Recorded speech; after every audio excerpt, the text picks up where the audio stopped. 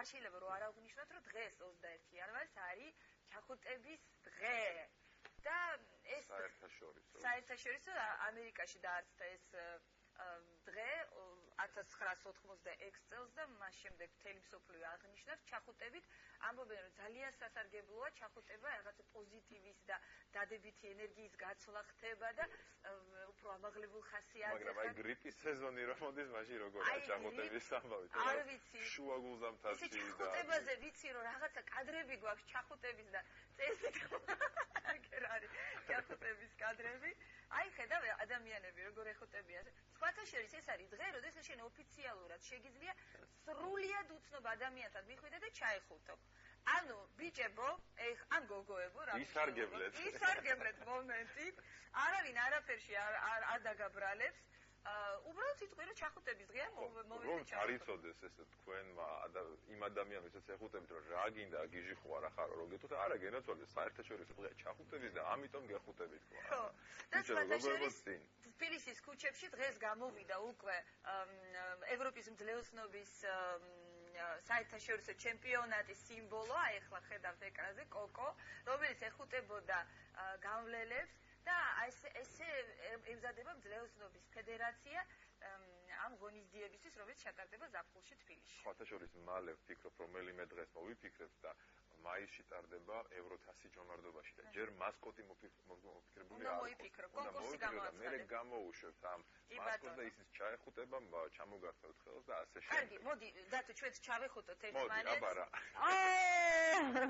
აი ესე ჩაეხუტეთ ერთმანეთს და პრინციპში ჩახუტებაზე ახლა მინდა ვკითხო ექიმებს, რომლებიც დღეს ჩვენთან სტუმრად არიან, იმიტომ რომ რაღაცა ძალიან ცუდი ამბებია, ამბობენ რომ ეპიდემია შემოდის უკვე საქართველოში, გრიპის ეპიდემია და რაღაც საშინელი ვირუსებიო და ღორის გრიპიო, ну მოკლედ ამაში ყველაფერში ჩვენ გავერკვევით ახლა და ექიმებს მინდა ვკითხო, რომ ეს ამდენი ჩახუტება და ზოგადად რო გვიყვარს ხოლმე ქართველებს გადაკოცნა, ხო არ არის საშიში ეპიდემიის დროს?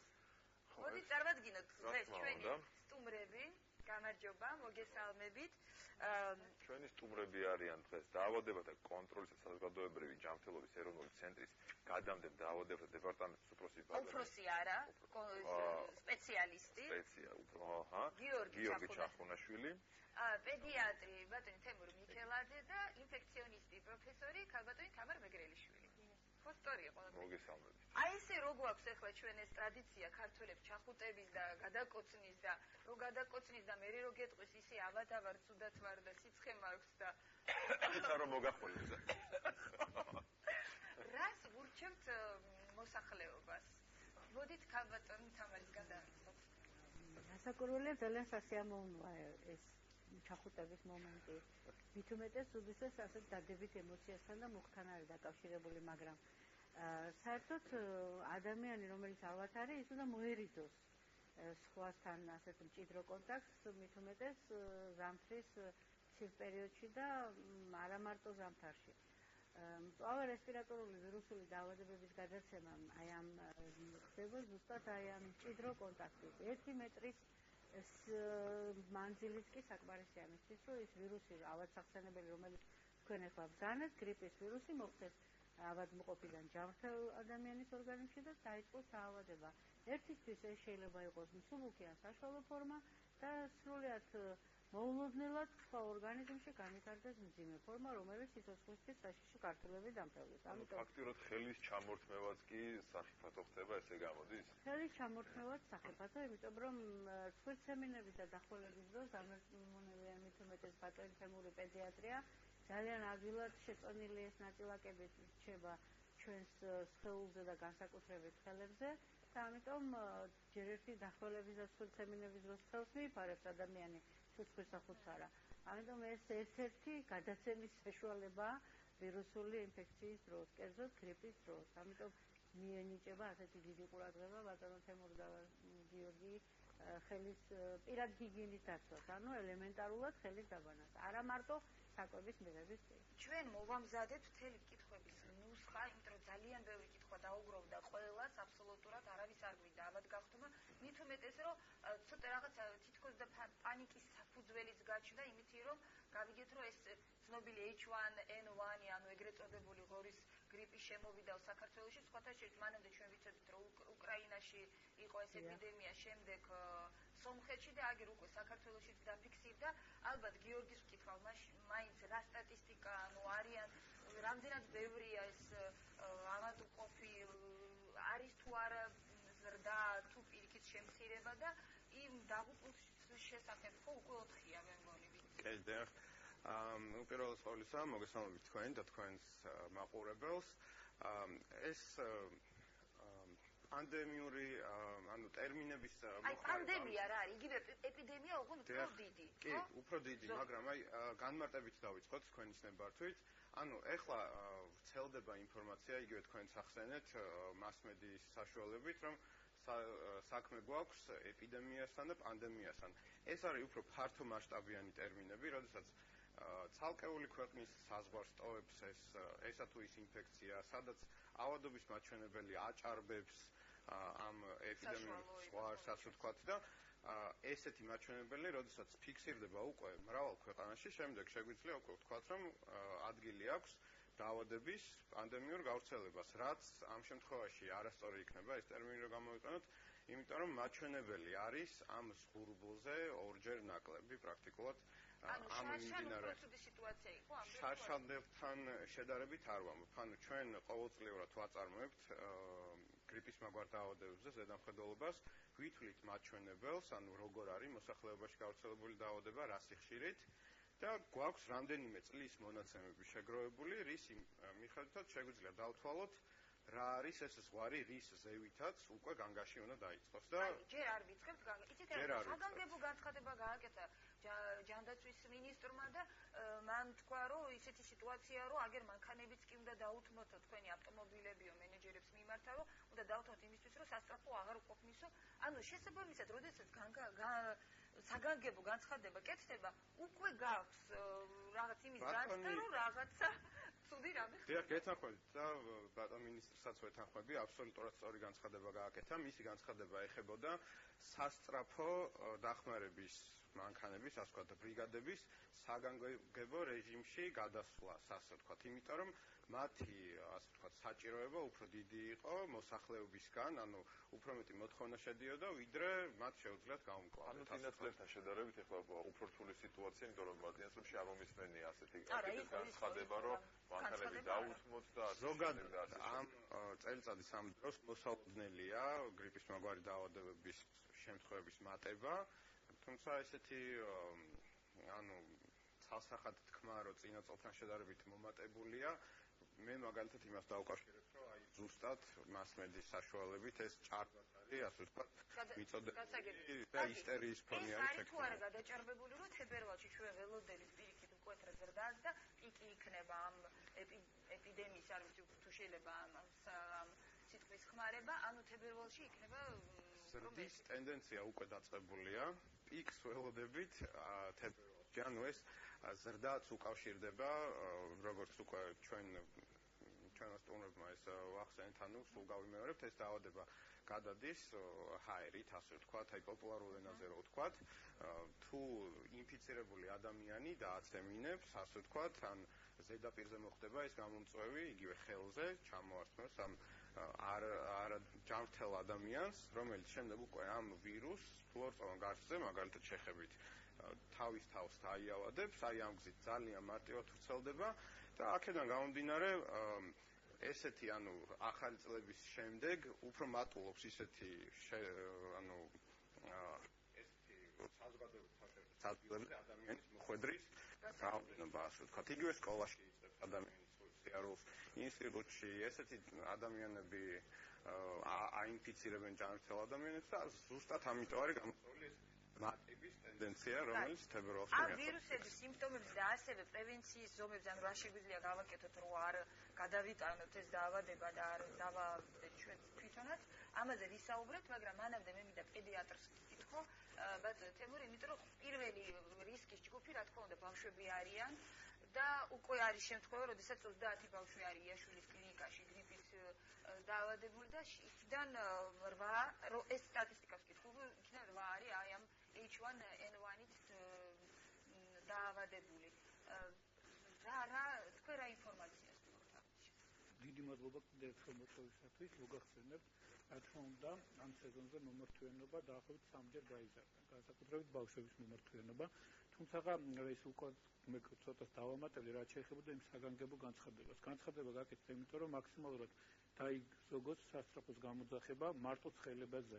მარტო ცხელებაზე მაღალ ტემპერატურაზე სასწრაფო არ უნდა მიდიოდეს ბინაზე. იმიტომ რომ იმ სასწრაფოს გააჩნია სხვა ის გადაუდებელი მდგომარეობები და შესაბამისად ეს გადაუდებელი მდგომარეობები რჩება სასწრაფოს გარეშე. არა, მე გამვიმეორ ცხელების გულისთვის სასწრაფოში არ უნდა დარეკოთ და შეიძლება მიმართოთ ამ შემთხვევაში ოჯახის ექიმს. ეს იქნება ამბულატორიულ დონეზე ან სხვადასხვა კლინიკებში, ხო? ამიტომ პირველ 39-40 გრადუს ტემპერატურაზე თუ პაციენტის ზოგადი მდგომარეობა არის დამაკმაყოფილებელი, ასეთ შემთხვევაში არ არის აუცილებელი სასწრაფოს გამოძახება ბინაზე და სწორედ აქ ამიტომ იქნება სწორედ ეს გაურკვევება. ევროპის მაღალგანვითარებულ ქვეყნებში არც ერთ პაციენტი ცხელების გამო სასწრაფოს ბინაზე არ იძახებს, ხო?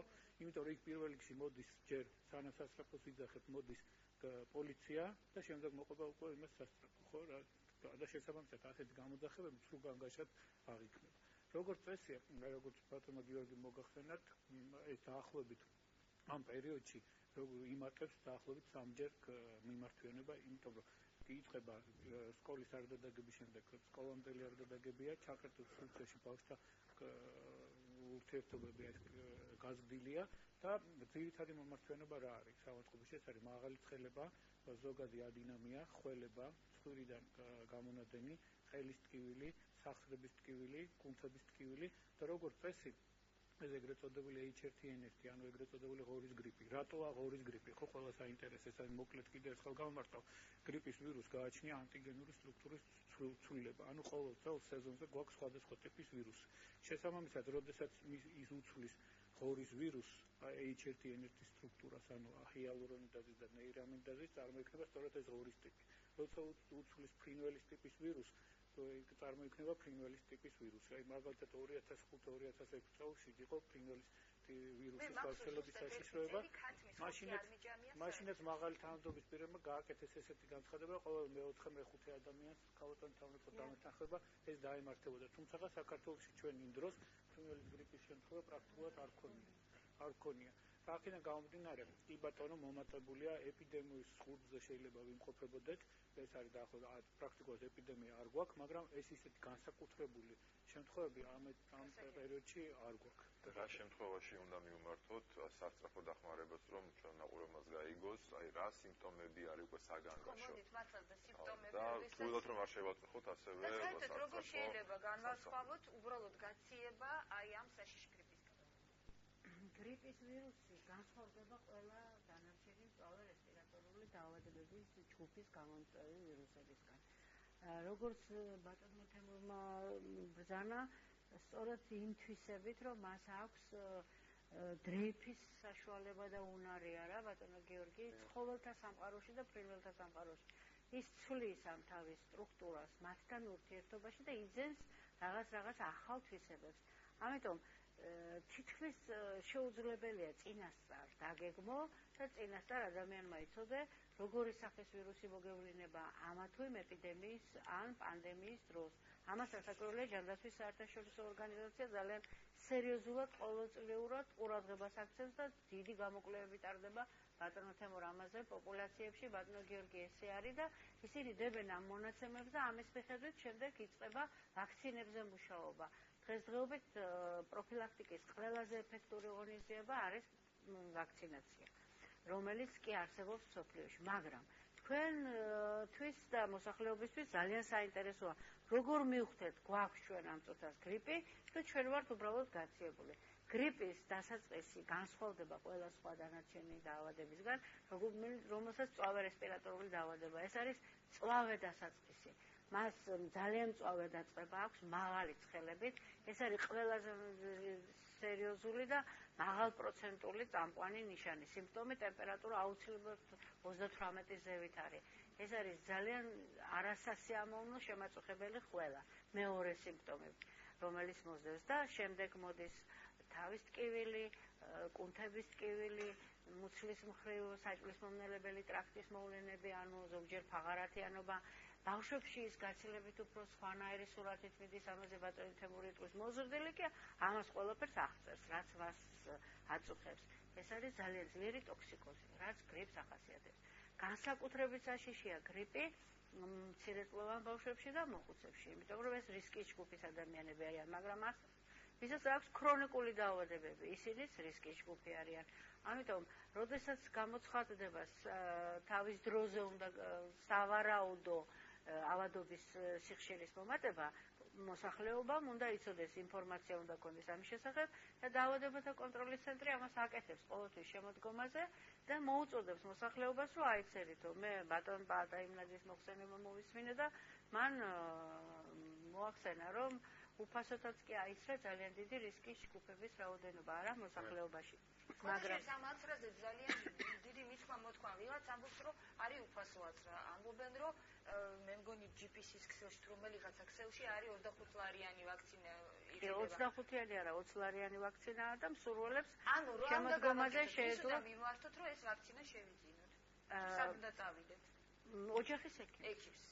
ოჯახის ექიმს შეგვიძლია გავიგეთ. მაგრამ ყოველთვის ამბობენ ხოლმე ექიმები, რომ არსებობს ძალიან ბევრი შტამი არის, ანუ სხვადასხვა სახით შეცვლილი ეს თვითონ გრიპის სახეობა.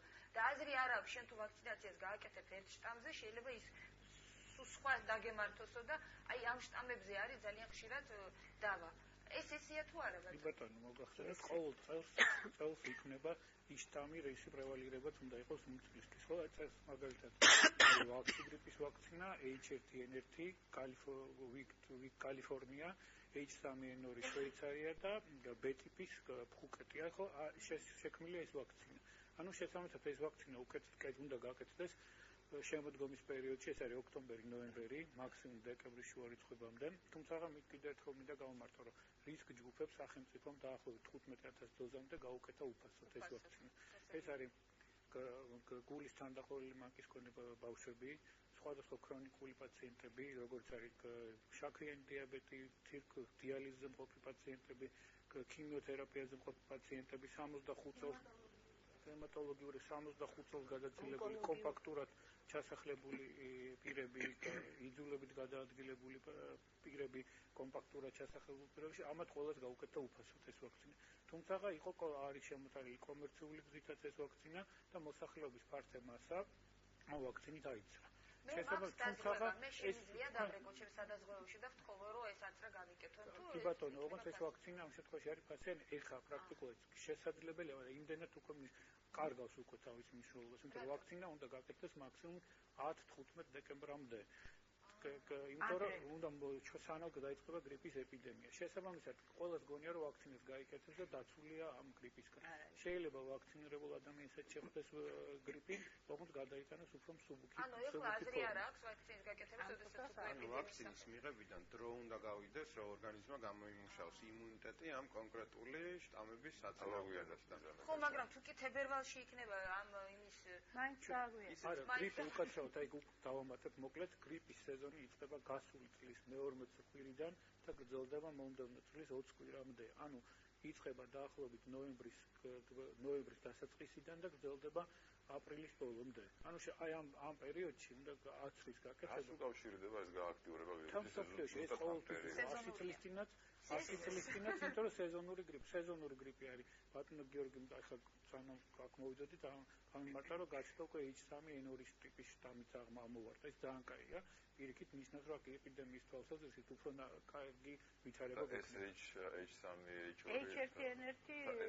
H3N2 ამას ხანიშნება თვითონ. ანუ ჯერ უფრო შემაშინე ხა. ინა თემა რომ დავამთავროთ ასეთ იმასაც ვიტყვი, რომ აი ზუსტად სავაქცინო შტამის შედგენაში ჩვენი საქართველოს შტამებიც ასე ვთქვათ მონაცემები ღებულობს, ანუ მონაწილეობს ჩვენ ლონდონში ვაგზავნებთ ამ მონაცემებს და ზუსტად ანუ ჩვენთან რა ქვეტირებიც ასე ვთქვათ ცირკულირებს, იგივე კომპონენტები შედის ამ ვაქცინაში წელს, რომელიც გაყიდვაში არის, კომერციულად არის ხელმისაწვდომი და შეუძლია პრაქტიკულად ჩათვალოს მაყურებელმა, რომ თუ ეს ვაქცინა გამოიყენა, გრიპის მიმართ იმუნიტეტი გამოუმუშავდება, საშუალოდ ეს 2-დან 3 კვირამდე ესეთ პერიოდი ჭირდება. ანუ თლად დაგვიანებული ჯერ არ არის, თუმცა უმჯობესია მაინც შემოდგომაზე. დადარიგი შემოდგომაზე დავიჭიროთ. აჰა, ანუ ესეთი რჩევა ექიმებისგან, რომ ნოემბერში უკვე კარგია, რომ ვაქცინაცია გავიაროთ იმისთვის, რომ არ გქონდეს აი ესეთი ეპიდემიის შედეგი. ეხლა კი ზარი გვაქვს, გამარჯობა. გისმენთ? გამარჯობა. ალო მოგესალმებით. თქვენი კითხვა. ბატონ თემურთან მაქვს შეკითხვა, თუ შეიძლება. პედიატრები ამბობენ, რომ როცა მიდივართ მასთან კონსულტაციაზე და მიყვარს ბავშვი, შეიძლება დაბალი სიკვდილი იყოს, არ ისმენებოდეს, მაგრამ მოგცეს ფილტრებში გართულება და საჭიროა თუ არა, რომ აი ამ გრიპითაც აუცილებლად გავაშუქოთ ფილტრებზე ბავშვი. ალო. ეს მინდოდა მეც მეკითხა, მე გავიგე თქვენი კითხვა და გავიმეორებ. გეტყვით იგივე ჩემს მაგალითზე მე მგონი იგივე აინტერესებდა ჩვენს მაყურებელს, ხო, პატარა ბავშვი ყავს ოჯახში, ანუ წლის არ გამხდარა ჯერ და ზუსტად ეს სიმპტომი დიდისგან გადაედო, ვირუსი აქვს მაღალი სიცხე და ასე შემდეგ. ექიმმა დაუჩნდა მხოლოდ ეს სიცხე დასაწევი წამლები მხოლოდ. მაგრამ ყველას და ალბათ ეხლა მაყურებელსაც აქვს შიში, რომ კი მოусმინა ექიმმა და არანაირი ეს ხო რა არის, ყველაზე საშიში არის, რომ გრიპი გადავა პნევმონიაში და შემდეგ უკვე ხდება ის ყველაზე ცუდი რაღაცები, რაც ხდება. ანუ არის თუ არა იმის საშიშროება, რომ არის მის იქნება არანაირი შიშინი, ყველაფერი კარგად და სინამდვილეში რაღაცა არის და საჭიროა რენტგენის გადაღება. არა, რენტგენის გადაღება რა თქმა უნდა საჭირო არ არის. ესე რუტინულად არ შეიძლება რენტგენის გადაღება, ეს უნდა გადაწყუთოს პირველ რიგში ექიმმა. ცხელების გარეშე პნევმონია მიდის განსაკუთრებით ბავშვებში ძალიან იშვიათად, იმიტომ რომ ცხელების გარეშე მიმდინარე პნევმონია ეს თან უნდა ახლდეს სხვადასხვა ქრონიკულ ღრმა მძიმე იმუნოდეფიციტურ მდგომარეობას. ბავშვებში ესეთი შემთხვევები პრაქტიკულად ჩვენ არ გვაქვს. ამიტომ და რა გრიპს რა ახასიათებს თავიდან როგორც წესი გრიპი პნევმონით არ იწყება. პნევმონით შეიძლება გართულდეს მე-4, მე-5 დღეს. ამიტომ მთელი ამ დაავადების პერიოდში სასურველი ექიმმა ორჯერ მაინც მოისმინოს პაციენტი, ეს იქნება პირველი, მეორე დღე და ჩათავების პერიოდი. რაც ეხება პნევმონიის გართულებას. პნევმონიაც არ არის, პნევმონია უნდა დავადიფერენციროთ, ეს არის ვირუსული პნევმონია თუ არის ბაქტერიული პნევმონია. ბაქტერიული პნევმონიის დროს აუცილებელი საკმაოდ ძნელი სადიფერენციაციო, ამიტომ პნევმონიის დროს მოწყობილია უკვე ანტიბიოტიკოთერაპიის დაწყება და უნდა გადაწყდეს ეს ამბულატორიულ პირობებში, სახლში ბინაზე იმართოს თუ სტაციონარის პირობებში. აი, იცით რა, წამლებსაც მინდა შევეხო, ხო? პირველ რიგში ექიმები უნიშნავენ ხოლმე სიცხე დასაწევს, ეს არის რაღაც ან ეფერალგანი, ან პანდემიური ბავშვების და ასე შემდეგ. თუ კარგად არის, ანუ დაუწია სიცხემ და ყველაფერი კარგად არის, კარგად, მაგრამ თუ მაინც გრძელდება უკვე 4 დღე, 5 დღე და ანუ მაღალი სიცხე არა, შეიძლება დაბალია, მაგრამ ბავშვი მაინც შეწუხებულია და ასე შემდეგ. საჭიროა თუ არა ანტიბიოტიკზე გადასვლა და საერთოდ არის თუ არა რაღაცა ესეთი წამალი, რომელიც ჩვენ შეგვიძლია ახლა მაგალითად გავაჟღეროთ, რომ აი ეს კარგი წამალია იმისთვის, რომ დაძლიოთ ეს. ისე მაინც აქ მივახულოთ იმ კითხვას, რომელსაც მე სამწუხაროდ ვერ გავიგე. კაფეო პასუხი ეს არის რა შემთხვევაში ვიძახებთ სასწრაფოს, ანუ ხო. რა აი ამაზე ვიძახებთ. ბატონი თემური დამოწმება და ბატონი გიორგი. სასწრაფოს ვიძახებთ მაშინ, როდესაც ცხელება გახანგრძლივდება 3 დღეზე მეტხას და ეს იქნება მაღალ სიკვდილზე. თუ ეს ცხელება იქნება ინტოქსიკაციის ფონზე 3 დღე და მეტი, მიუხედავად მიღებული სიცხის დამწევის საშუალებებისა და რეკომენდაციას უკეთებენ ყოველ შემთხვევაში ისეთ სიცხის დამწევ საშუალებებს, როგორც არის პარაცეტამოლი და აცეტამინოფენი და არა ასპირინის შემცველი პრეპარატები.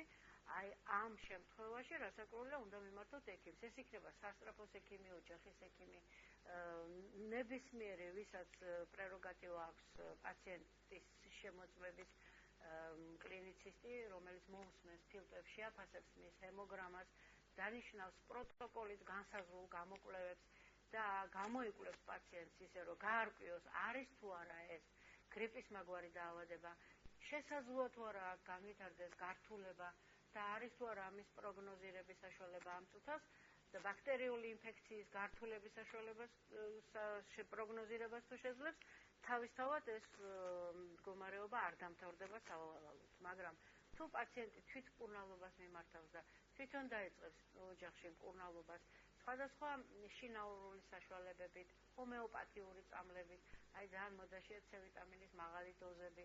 რასაკვირველია, მე ამას არ მოვუწოდებ მოქალაქე ქალაქებს, იმიტომ რომ მაინც ჯობია რომ მიანდონ თავისი ბედის სპეციალისტ და ეკიპს, რომელიც გადაწყვეტავს, უნდა დაიწყოს აქ ბაქტერიული, ანტიბაქტერიული თერაპია თუ ანტივირუსული თერაპია, რომელიც არსებობს ასეთი პრეპარატები და ისინი ინიშნება, როდესაც არის. როდის ინიშნება ანტიბიოტიკი თუ ინიშნება, როდესაც უკვე დაბალი სიცხეა და მაინც წუხს და ანუ ბატონო თემურ თქვენ რა. აი ქალბატონო თამრიკომ აღნიშნა, რომ ცხელება ინტოქსიკაციით და არა ცხელების გამო, ხო? ცხელების გამო რომ გამოიძახოთ სასწრაფო დღეს თბილისში შეიძლება დაახლოებით 50,000 პაციენტს ერთდროულად ჰქონდეს ცხელება. 50,000 სასწრაფო მთელ ევროპის კონტინენტზე არ იქნება, ხო? ამიტომ შესაბამისად ვერ მივა. ამიტომ აი ქალბატონო თამრიკომ აღნიშნა, ცხელება ინტოქსიკაციით რას ცხელება ინტოქსიკაციით პაციენტი უნდა იყოს მივარდნილი, უნდა შეიძლება იყოს თან ახლდეს მრავალჯერად იღებინება, ცხელებას თან უნდა ახლდეს, ადინამიური უნდა იყოს, შეტევითი შემაწუხებელი სუნთქვის უკმარისობის ნიშნები, აი ამ შემთხვევაში უნდა გამოიძახონ სასწრაფო და არა პირველ მეორე დღეს ცხელების გამო. ცხელების გამო არ უნდა დავკარგოთ იმიტომ რომ სხვა პაციენტი შეიძლება უჭირდეს ამ დროს. ხარა შეიძლება ანტიბიოტიკების ჩართვას. ანტიბიოტიკების ჩართვა არათუ ანტიბიოტიკების სიცხის დამწვევის საშუალებებიც არ არის რეკომენდირებული თუ პაციენტი კარგად გრძნობს თავს.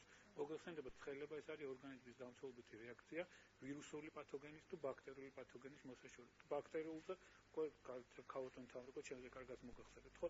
თუ კაცრად დადასტურებული ვირუსული ინფექცია გვაქვს 39-მდე, თუ პაციენტი იტანს, თუ ანამნეზში არ არის ფებრილური გულყრები, 39-მდე არ არის სასურველი გამოვიყენოთ სიცხის დამწვევის საშუალებები. რაც შეეხება ანტიბიოტიკოთერაპიას, ანტიბიოტიკოთერაპია თუ გვაქვს დაუშვათ ოტიტი, ანუ ყურების ანთება ადრეული ასაკის ბავშვებში 2 წლამდე ასაკში, აუცილებელი ანტიბიოტიკის ჩართვა. თუ დაერთო პნევმონია, ჩვენ ვერ დავადიფერენცირებთ, ეს არის ვირუსული თუ ბაქტერიული.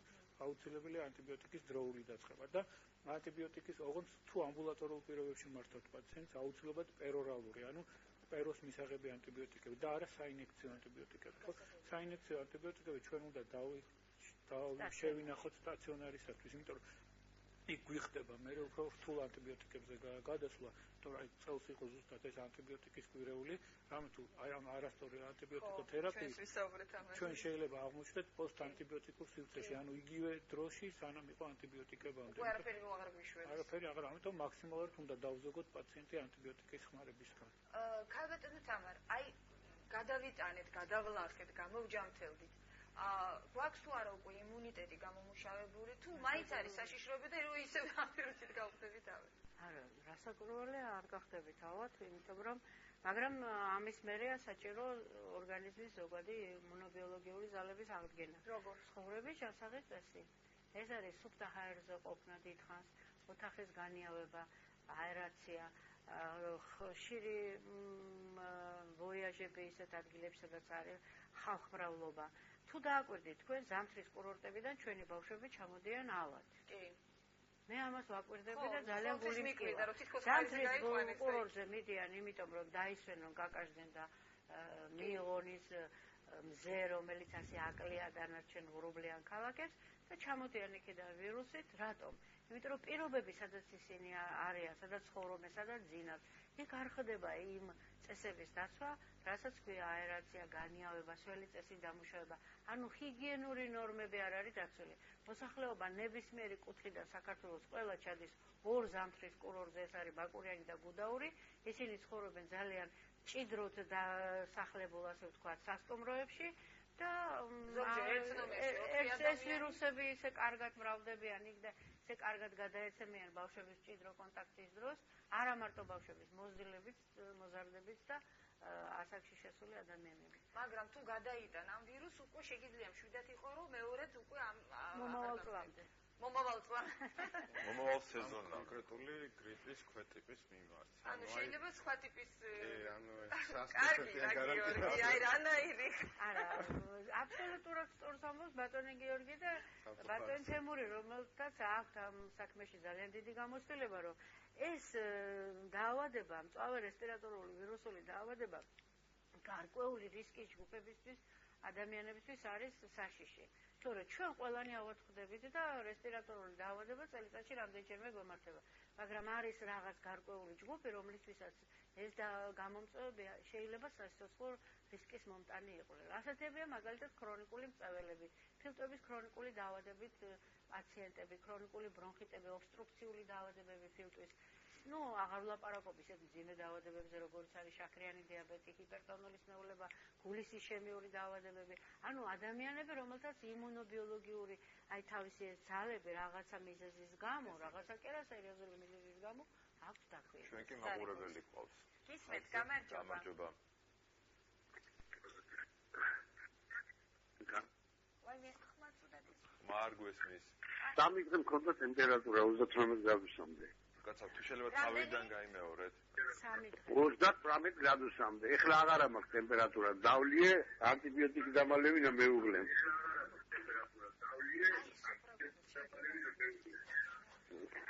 დიახ. ეს აღარია. ანტიბიოტიკის დალევა. ციტრო ფლორასინიო თუ რაღაც ხო? ფლოქსაცინი. ხო, ციტრო ფლოქსაცინი ან ოფლოქსაცინი. ხო, ციტრო ფლოქსანი. ეხლა კარგად ვზრუნავ თავს, თითქოს არაფერი არ მაქვს, მაგრამ რას ურჩევდით ბატონს, რომ კიდევ უკეთესად იგრძნოს თავს?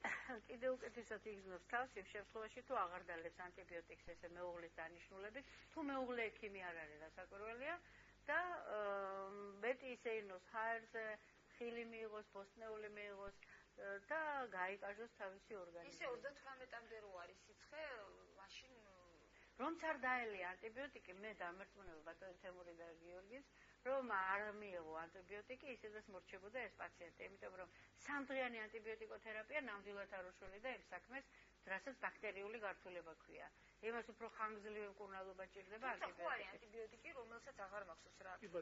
ერთს რო დალევდა. აზითრომიცინი არის ესეთი ანტიბიოტიკი, რომელსაც დანხევარი დაშლის პერიოდი გახანგრძლივებული აქვს და შეიძლება 5 დღიანი მოქმედება ჰქონდეს, მაგრამ კიდე ეს ნებისმიერი ანტიბიოტიკი უნდა იყოს, რაც შეეხება ციკლოფლოქსაცინს, მინიმუმ 7-14 დღე უნდა დაინიშნოს, ხო? აქედან გამომდინარე, ეს ანტიბიოტიკი მკაცრად უნდა იყოს ვერიფიცირებული, თუ ჩვენ რას ვკურნალობთ, რა ნოზოლოგია. 3 დღეში მაინც ვერ ისედაც მორჩებოდა, ანუ ესე გამოდის. სავარაუდოდ დაემთხვა, ანუ ანტიბიოტიკების მოხმარება ამ სიმპტომების კლებას უკუღანვითარება. ისედაც ანტიბიოტიკებით ვირუსულ ინფექციებს არ მკურნალობენ, ანუ თუ პირველადად არის ვირუსული ინფექცია გამოწვეული და გრიპი მიეკუთვნება ვირუსულ ინფექციას. ანუ ანტიბიოტიკს პირდაპირ ესე გრიპის საწინააღმდეგო მოქმედება არ გააჩნია. რა უნდა გავაკეთოთ იმისათვის, რომ არ გავხდეთ ავად და რომ არ მოგვერიოს ჩავიტაროთ რაღაცა პროცედურები. ნამდვილად და როგორ ავიწიოთ იმუნიტეტი, ამაზე ჩვენ ვისაუბრებთ ჩვენს ექიმებთან ერთად, მოკლე რეკლამის შემდეგ.